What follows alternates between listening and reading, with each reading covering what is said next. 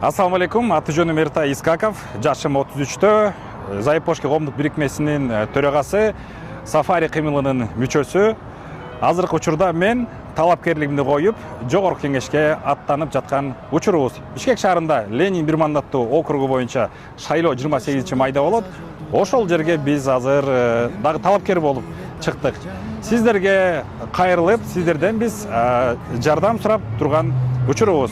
Агитация иштерине өтө көп акча көп кетет экен. Аркамда турган эки баннерге дагы эбегейсиз чоң суммада акча кетти. Жана ошондой эле штаб, эми агитаторлорду алыш керек экен, жардам берип, жана баракчаларды, гезиттерди чыгарып, аларды таратканга, жана балдардын баскан турган бензин жана башка чыгымдарына.